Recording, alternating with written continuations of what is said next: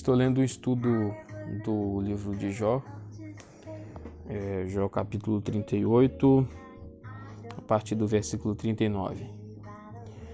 O restante do primeiro discurso de Deus conduz Jó à criação animal. Não aos animais conhecidos e usados pelo homem, como as ovelhas, o jumento e o camelo, mas àqueles que não servem para coisa alguma na economia humana e são, ao contrário, misteriosos, inúteis ou hostis ao homem. Esses também fazem parte da criação de Deus, embora o homem talvez não veja valor algum neles ou até os considere de fato malevolentes. A mesma coisa acontece com o sofrimento.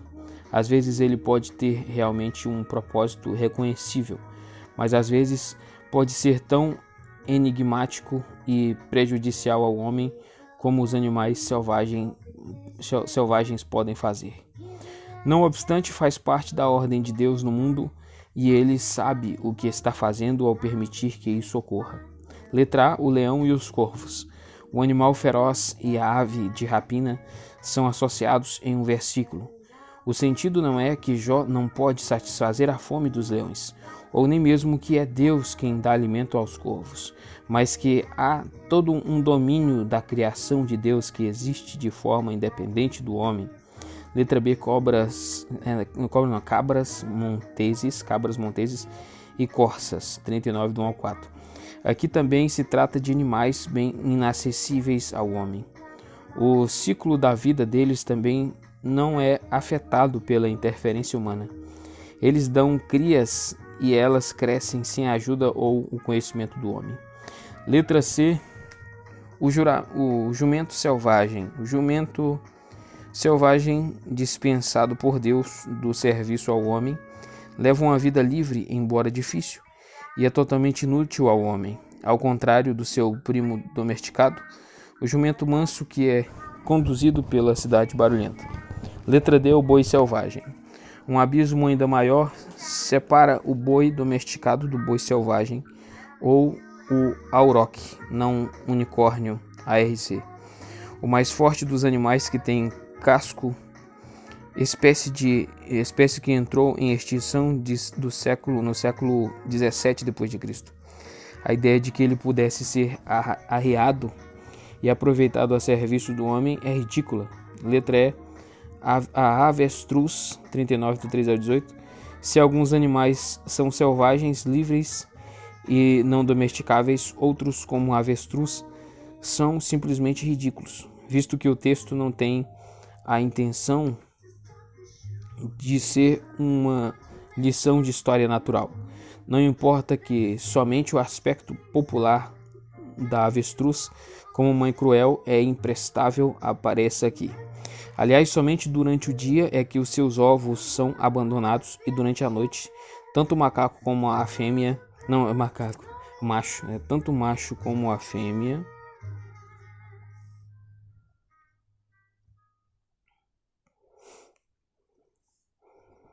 se revezam em manter aquecido o ninho. Aqui a reputação da avestruz, por sua tolice, é empregada para mostrar que Deus até criou animais cujo comportamento não faz sentido, ao menos não segundo os padrões humanos. Letra F, o cavalo de guerra. À primeira vista, o cavalo de guerra parece deslocado nessa coleção de animais selvagens, mas é incluído aqui porque até ele, embora em certa medida sob controle do homem, tem a força e a coragem que o marcam com mistério. Até mesmo uma criatura tão próxima do homem pode ser, no final das contas, incompreensível a ele. O que dá ao cavalo a sua força, o que há nele que o faz rir do medo. Como surge nele o ímpeto de ir à batalha. Letra G, o falcão e a águia. Finalmente, o olhar de Jó é dirigido para o céu, as aves de rapina, o falcão e a águia. Essa estrofe está em equilíbrio com a que começou a série dos animais. Aqui há animais que de tempos em tempos invadem o alcance visual do homem, mas que vivem a maior parte da sua vida em lugares inacessíveis ao homem. Eles não servem a propósito algum na economia humana, são predadores e impuros, mesmo assim, foram criados por Deus e os seus instintos naturais foram implantados por ele. Se Jó consegue aceitar isso, ele pode aceitar também o fato de que, pelo menos alguns casos de sofrimento humano, procedem somente da inescrutável sabedoria de Deus. 4. Conclusão 40, do 1 ao 2. É difícil captar o sentido exato do último discurso de Javé a Jó, mas não importa o grau de ironia que ele use acerca da incapacidade de Jó em compreender a totalidade do plano divino. Em nenhum momento ele desdenha de Jó, nem tenta intimidá-lo a se submeter. Podemos traduzir seguindo uma sugestão de Andersen: aquele que disputa com o Todo-Poderoso Shaddai vai dar instruções? Aquele que discute com Deus vai dar respostas? É um simples convite para que Jó, o litigante, responda ao discurso de Javé. Letra B, a primeira resposta de Jó, 40, do 3 ao 5. Muitos comentaristas encontram aqui uma expressão da submissão, humilhação e derrota de Jó. Ele de fato diz: sou indigno, literalmente estou leve, em vista das limitações de sua compreensão inculcadas nele por meio do discurso de Javé, mas até agora ele não tem nada a responder. A sua causa ainda não foi encerrada, embora Javé o tenha desafiado a responder. E Jó quem convida Javé a continuar o seu discurso. Jó vai pôr a mão sobre a sua boca e ainda não tem nada a acrescentar ao que já disse. A sua real resposta a Javé virá somente em 42, do 2 ao 6. É que ele não faz nada mais do que reconhecer a força do discurso de Deus. Ele vai esperar pela conclusão. 40.6 a 41.34. O segundo discurso de Javé, introdução 40, do 6 ao 14. À primeira vista, parece que Deus está intimidando Jó com a afirmação do seu poder superior. Mas essa afirmação não somente não surtiria muito efeito em Jó, ele sempre reconheceu a superioridade de Deus, como também estaria errando o alvo, visto que o tema é justiça e não poder. O sentido principal do texto talvez seja mais bem expresso na última frase. Jó não consegue por si só conquistar a declaração de inocência por parte de Deus. Somente alguém com poder como Deus e que tenha o controle do universo pode ter autoridade também para tomar decisões na esfera moral. A vindicação do homem é tarefa divina e Jó se infiltrou nas prerrogativas divinas ao exigir vindicação, ao insistir na sua própria justificação. Ele iria pôr em dúvida a justiça de Deus, visto que a teologia predominante não permitia que o sofrimento inocente e a justiça de Deus coexistissem. Jó está em harmonia com Deus em reconhecer que somente Deus pode lhe dar a vindicação que ele quer, mas ele avançou além de seu status estabelecido ao exigir qualquer coisa de Deus, nem que seja a sua vindicação. Entendidos dessa perspectiva, os versículos 10 a 13 mantêm a sua ironia, mas estão longe de ser zombaria cruel da fraqueza de Jó. 2 Beemote 40, do 15 ao 24. O segundo discurso divino se mostra como a resposta reservada 40, do 4 ao 5. De Jó sugeriria não ser mais do que uma expansão dos temas do primeiro discurso. Aqui, no entanto, no lugar das tomadas rápidas do capítulo 39 dos animais da criação, são apresentados dois elogios a Beemote, o mais feroz dos animais da terra, e Leviatã, a mais temível das criaturas marinhas. Se os capítulos anteriores se concentraram mais nos mistérios dos animais, estes capítulos se ocupam mais com o terror e a monstruosidade e mesmo assim o esplendor de duas das criaturas de Deus. Behemoth significa como o plural de Behemá, criatura da terra, ou simplesmente a grande besta. Tem sido diferentemente identificado como crocodilo na Neb, então búfalo selvagem, pop e hipopótamo. Então ele está falando que é diferentemente identificado. Então o certo para Behemoth aqui que ele está dizendo é a criatura da terra ou simplesmente grande besta, né? Então ele está falando que é besta. Da tradução de búfalo ele está falando que é a tradução errada. Então tá, é hipopótamo, behemoth, porque não vai bater, correto, eu concordo com ele. É porque o hipopótamo não vai bater depois que ele fala que ele cospe fogo, que ele vai dar toda uma estrutura de um dragão, um formato de dragão. Não tem hipopótamo não cospe fogo, né? Não tem nenhuma característica que ele dá depois do texto. Então, quando ele fala aqui que é diferentemente identificado, né? Diferentemente identificado. Então, porque não é o que está dizendo lá, que é Biemar, que é criatura da terra, né? O nome hebraico literal vai significar que é uma grande besta ou criatura da terra, né? E aí que ele fala que é diferentemente identificada porque já foi traduzido errado, né? Como crocodilo, como búfalo selvagem, pop, hipopótamo e a maioria dos comentaristas, ou elefante ou uma criatura mística. Embora a descrição de Behemoth e de Leviatã seja rica em exagero poético, falando que já é exagero, porque, né, vai dizer que é uma hipérbola aqui, né, exagero, certo, vai dizer que tem exagero, então se exagero já está passando geralmente da linha de ser um animal comum, né, da normalidade, já está falando de uma outra criatura, né. Aliás, as duas criaturas são também símbolos do caos primevo. Parece que o que se tem em mente aqui são criaturas reais, criadas por Deus. Aliás, as duas criaturas são também símbolos do caos primevo, e o fato de Deus as ter criado demonstra o seu controle sobre os poderes caóticos que podem ameaçar a estabilidade do universo. Mas parece que eles também são animais reais que Jó conhece e reconhece.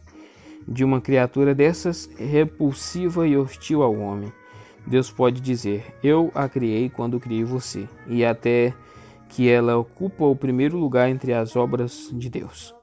Sem dúvida, uma alusão a Gênesis 1:21, em que as grandes criaturas do mar são criadas em primeiro lugar entre os animais criados por Deus. O ponto é que o mundo que Deus criou contém não somente o ser humano, mas também alguns seres que são inexplicavelmente aterrorizadores ao ser humano. Provavelmente é melhor considerar Behemoth uma descrição poeticamente desenvolvida do hipopótamo. A sua alimentação principal é o capim. O seu habitat é entre os juncos do brejo. Talvez seja inesperado que os montes lhe ofereçam tudo o que produzem. Embora os hipopótamos sejam conhecidos por arrastar-se morro acima em encostas íngremes à busca de comida, a sua força é lendária, e ele não pode ser atacado pelo homem com segurança. Somente o seu Criador pode conquistá-lo com uma espada, muito menos ser pego com ganchos ou amarrado pelo nariz. Um rio que se enfurece não representa perigo algum para ele. Ele fica tranquilo mesmo que o Jordão borbulhe até sua goela.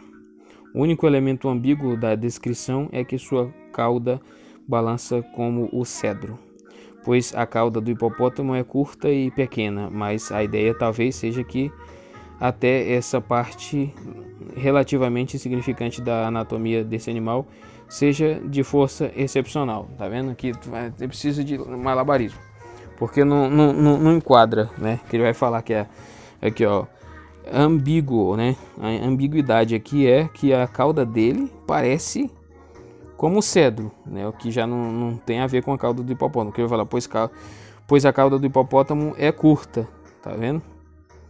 E pequena. Mas a ideia talvez, então aí ele já vai ter que criar um malabarismo aqui para encaixar no hipopótamo, porque o que fala acerca da criatura não bate, né, de fato com animais do convívio normal mesmo. Leviatã 41, do 1 ao 34. Embora diversos autores tenham argumentado que o Leviatã é um golfinho, um atum ou uma baleia, olha só, cada um fala uma coisa. Diz que é uma baleia, que ele fala. Diversos autores, né, vão dar todas as interpretações fracas ali, né? Vai dizer que é golfinho, que é atum, que é baleia, como a Neb faz ao transpor 41 do 1 ao 6 para depois de 39 e 30. O ponto de vista mais aceito é que ele seja o crocodilo, que é o que mais ele acha que bate com as características. Precisamos lembrar que Leviatã está na mitologia cananeia como Lotan, um monstro das profundezas de 7 cabeças. Olha só, e há alusões a essa figura mitológica do Antigo Testamento. Então, esse Leviatã aqui que fala aqui, olha só, tá na mitologia cananeia como Lotan. Então, já dá dando o que ele é de fato mesmo, né? Que Deus está falando daquele Lotan lá, né? Um monstro das profundezas de 7 cabeças. Então, é uma besta mesmo aqui. Não tem nada a ver com crocodilo, não. E nem com baleia. Nem muito menos golfinho, né? Então, quer dizer, monstro das profundezas de 7 cabeças. E há alusões a essa figura mitológica do Antigo Testamento, Salmo 74, 13 e 14, Isaías 27, 1. Assim, aqui, Leviatã como Behemoth tem um valor simbólico como personificação do caos, mas é mais provável que o animal real esteja sendo descrito em linguagem mitológica ilustrativa do que a criatura mitológica esteja sendo descrita em termos do crocodilo. Eu já prefiro pensar que é a criatura mitológica de fato, porque a pessoa mesmo, o próprio crítico vai assumir que não bate com as características de nenhum animal, né? Que vai bater mais com a mitologia. Letra A, a inutilidade do Leviatã, 41 do 1 a 11. O relato do Leviatã não está organizado de acordo com uma sequência exata, mas essa primeira seção parece dedicada em grande parte a realçar que o Leviatã não tem utilidade prática para os seres humanos. Ele não pode ser capturado, nem amansado, nem domesticado. Não pode ser usado a serviço do homem ou como um animal de estimação para entreter as crianças. Ele não pode servir de comida para o homem, pois, como o início da estrofe já destacou, ele não pode nem ser capturado. Qualquer pessoa que fosse tão descuidada a ponto de pôr a mão nele não o faria uma segunda vez. Apenas avistar o crocodilo já é suficiente para afastar possíveis caçadores. As últimas frases dessa estrofe são um tanto obscuras na NVI. Estão formuladas de forma que parece que Deus está dizendo que se um homem de coragem é amedrontado só ao avistar um crocodilo, somente um tolo seria suficientemente descuidado para se aproximar de Deus. Mas é improvável que Deus esteja repreendendo Jó por estar se aproximando dele, mesmo que seja por se queixar, e é melhor entender essas frases como referência ao Leviatã. Letra B, o terror de Leviatã. A ênfase dessa seção do poema está no terror causado por várias características anatômicas do crocodilo.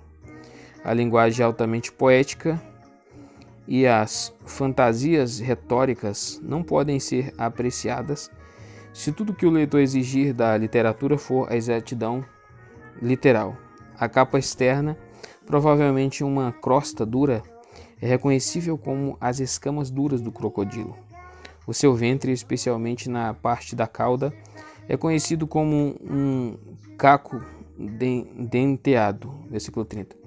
E o seu movimento na água de fato faz as profundezas se agitarem em caldeirão fervente.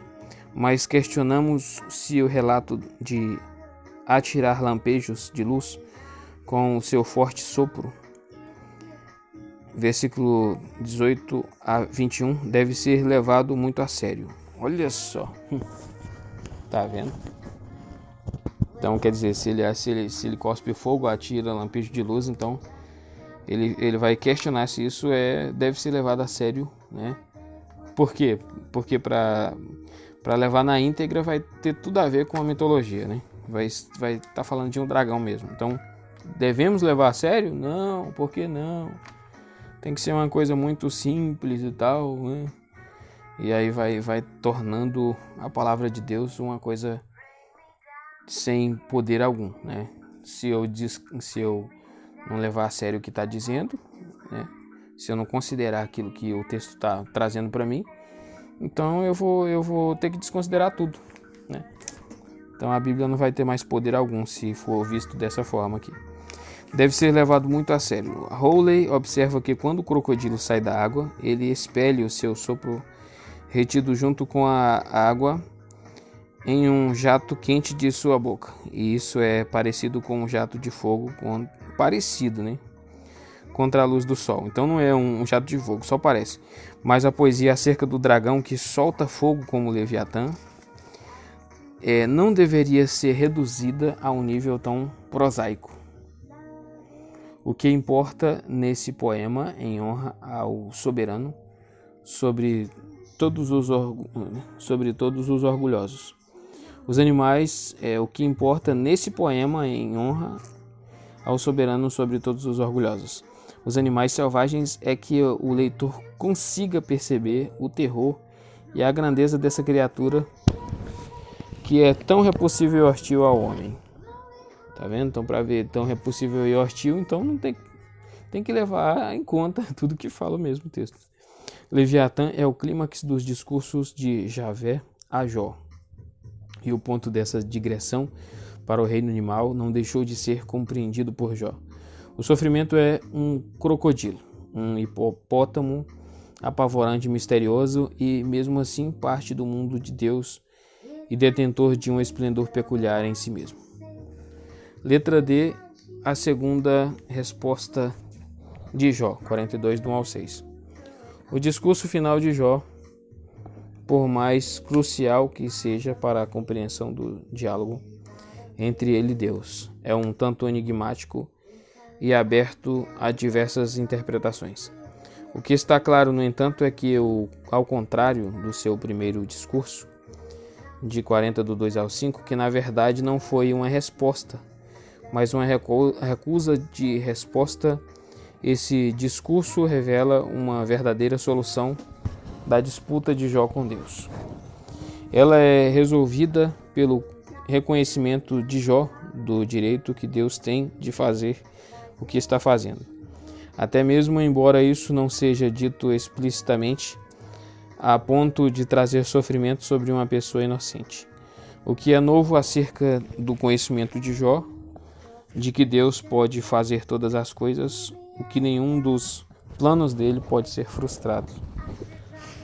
Não é que Deus é todo-poderoso, Jó sempre soube disso, mas que a onipotência de Deus tem um propósito inescapável em tudo que faz. A queixa de Jó tem sido que o sofrimento não tinha sentido, era contra as regras teológicas da culpa e do castigo. Agora ele sabe, por meio da reflexão que ele foi levado a fazer acerca dos mistérios de Deus nos animais criados, que o seu sofrimento tem sentido para Deus. É isso que interessa a ele, mesmo que Deus não tenha de forma alguma explicado ou justificado a ele, o seu sofrimento é suficiente para ele saber que Deus sabe o que está fazendo. É por isso que Jó se ocupa com a pergunta anterior de Deus: quem é esse que obscurece ao não reconhecer o conselho ou o plano divino sem conhecimento? Ele confessa agora que esse foi o seu erro. Exigir, como Jó fez, uma resposta ao problema do sofrimento é intrometer-se numa área além da compreensão humana. Falei de coisas que eu não entendia, coisas tão maravilhosas que eu não poderia saber. Jó também exigiu vindicação de Deus. Isso ele vai receber de uma forma tão detalhada, mais enfática. Mas nos versículos 7, mas isso pode esperar, pois mais importante para Jó agora do que a sua vindicação pública é o fato de que, por meio do seu clamor por um confronto com Deus, ele na verdade se encontrou com Deus face a face. O fato de que Deus realmente quebrou o silêncio e se dirigiu a Jó. Agora escute e eu falarei, vou fazer-lhe perguntas e você me responderá. E o convidou para o diálogo. Tudo isso é melhor do que qualquer vindicação. A experiência pessoal com Deus, agora os meus olhos te viram. Versículo 5 transcende o sofrimento, o isolamento e o sentimento da injustiça, tanto quanto transcende a mera teoria acerca de Deus. Meus ouvidos já tinham ouvido a teu respeito. Embora a NVI e a maioria das versões modernas retratem Jó dizendo: menosprezo a mim mesmo, e a mim mesmo não está no hebraico, e é mais provável que ele esteja menosprezando as palavras de insulto que lançou contra Deus. Da mesma forma, o que ele tem para se arrepender não é algum pecado pelo qual o seu sofrimento tenha vindo sobre ele, pois é axiomático no livro que Jó não é pecador. Ele só pode se arrepender da linguagem exagerada de palavras sem conhecimento que ele pronunciou. Mas talvez seja melhor ainda entender a palavra traduzida por menosprezar como dissolver, derreter, como fez a Septuaginta. Eu dissolvo em nada o sentimento da criatura diante do seu Criador. E entender a palavra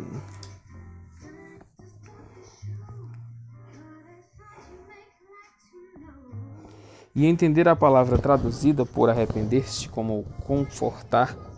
Estou confortado, embora ainda sentado sobre o pó e as cinzas, o que os amigos não conseguiram atingir por meio de sua presença e os seus discursos. Deus fez por meio de sua intervenção pessoal.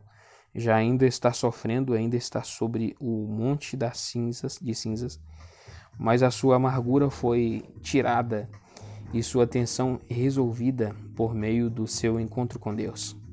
3 Epílogo 42, do 7 ao 17. Os diálogos do livro terminaram e Jó recebeu a medida suficiente em consolo divino para suportar o seu sofrimento. A história de Jó poderia ter terminado nesse ponto, não fosse aquele apelo mais insistente dele por vindicação, a demonstração pública por parte de Deus de que Jó era justo e não merecia o castigo recebido. Deus não tem nenhuma obrigação de dar essa satisfação a Jó, e muitos sofredores inocentes não receberam o final feliz concedido a Jó. Alguns estudiosos dizem que o final feliz arruína o livro de Jó, visto que parece retornar ao antigo vínculo entre culpa e castigo, justiça e bênção, que o livro se propôs a destruir. A teologia dos amigos, segundo a qual os justos prosperam, não é simplesmente confirmada pelo epílogo do livro. E não é uma pergunta. A teologia dos amigos, segundo a qual os justos prosperam, não é simplesmente confirmada pelo epílogo do livro?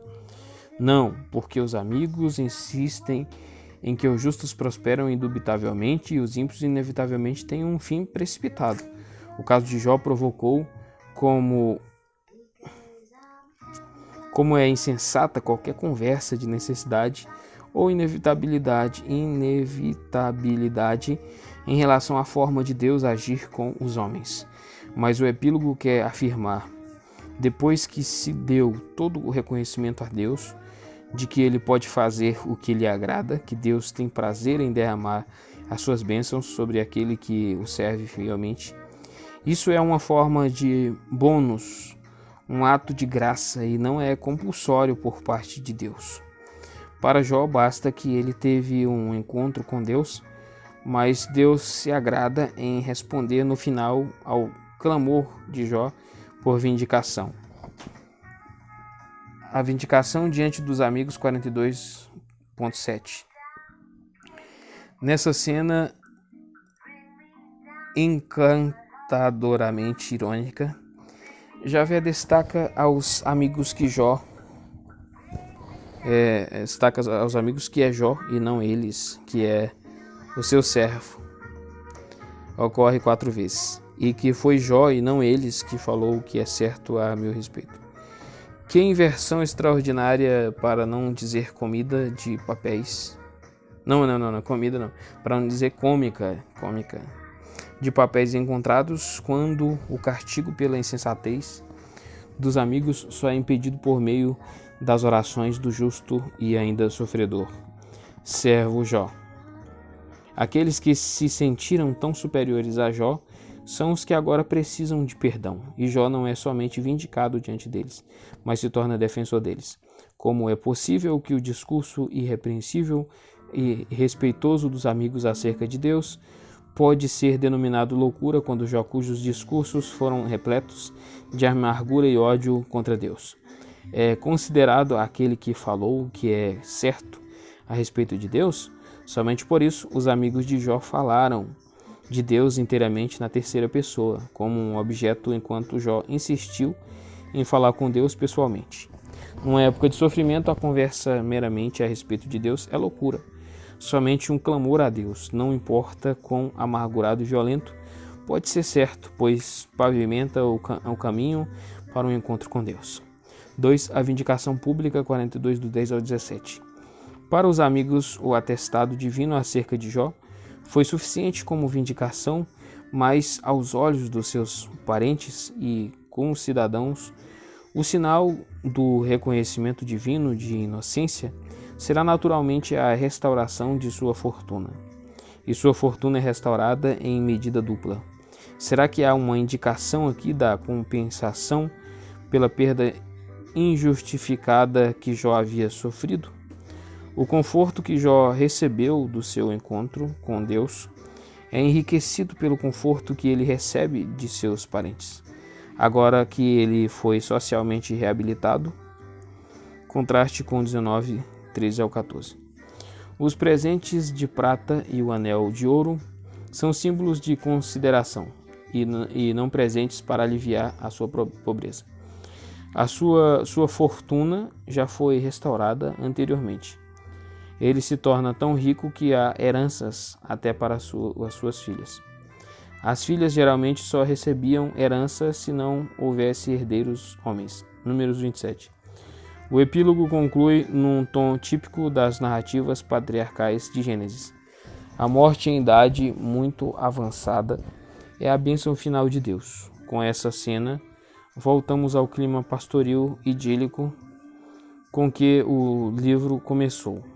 Naquele mundo estilizado, tão distante do nosso, transcorreu sob a superfície um drama humano que pertence a todas as épocas. Que então termina o livro de Jó.